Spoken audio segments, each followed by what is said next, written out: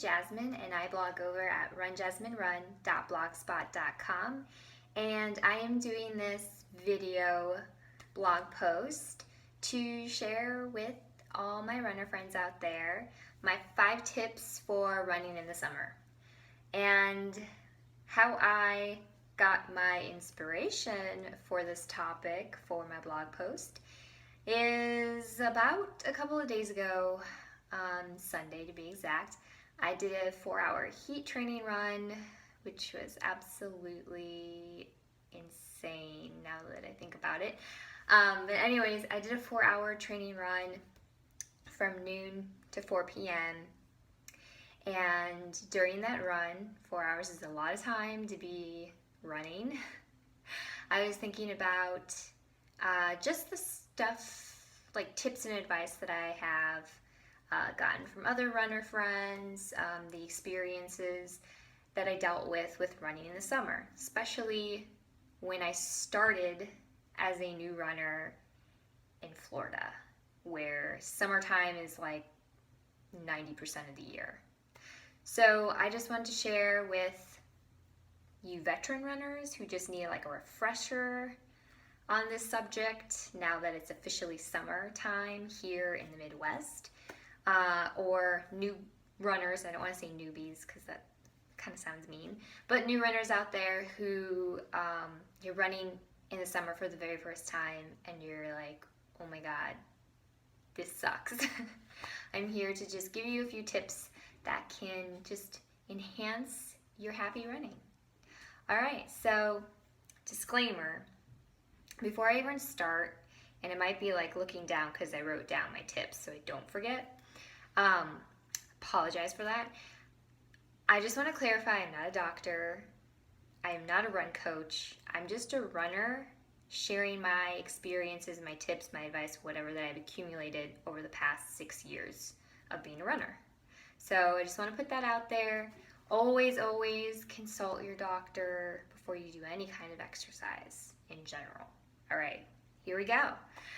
Tip number 1, run during the cooler parts of the day. So you want to avoid running during the hottest part of the day, which I feel like I'm breaking my own tips because I've just recently done that. So do not just pretend the 4-hour run didn't even happen. I didn't even tell you about that. You want to run in the coolest part of the day, which is usually early morning or later in the evening. Now, from my personal experience, it's cooler in the morning, so I run as the sun is rising because it's really nice and you don't really kill yourself when you're doing your training runs and your training paces as much as you might feel in the evening.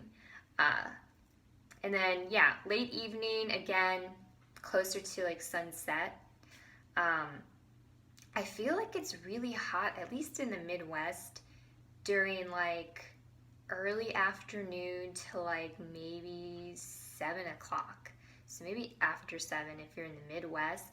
If you're in Florida, as a previous Florida runner, there's really nothing you can do about the heat. Just try to do the best you can, I guess. All right, on to the next one. Number 2, hydration, people. In general, you should be drinking water throughout your day. Very vital for you as a person, human being made out of mostly water. But I just don't want to talk about drinking enough water during the summer to get you through your run or races, whatever. I want to talk to you about, are you drinking Gatorade to replenish your electrolytes, or Gatorade-like products like Powerade, those Nun tablets, N-U-U-N tablets? I think you guys, runner friends, might know what I'm talking about. Nun tablets, and there are other products that are similar to Gatorade that I know a lot of people out there are, checking out. So you can Google that. If you don't like Gatorade, there's plenty of other products out there. Figure out what's the best that works the best for you and your running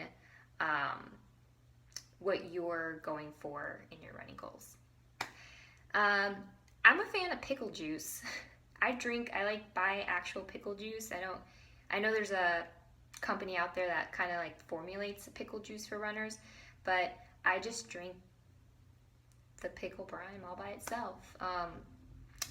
Forewarning though, it acts like a natural laxative. I usually drink the pickle juice after a run to kind of like replenish all my sodium that I lost, especially after a long run. But again, like I said, there is companies out there that do like a small pickle juice. It's like in a little bottle. I'm guessing it's formulated better for runners so you don't poop your pants, So you can check that out. And they also make pickle pops, which I have not tried, but I've heard good things about them, so you might want to check that out too. Now, if you're like me, sometimes I like to go down the holistic route when it comes to like nutrition and my training runs. For instance, I like coconut water. I mean, if more races had coconut water over Gatorade, I'd probably drink coconut water. It acts just like a Gatorade. It has potassium. It replenishes your electrolytes. However, another disclaimer, coconut is a natural laxative. So if you've never had coconut products before, you might want to experiment post-run. Don't take coconut water and then go run and then poop your pants again. So yeah, that would be awful.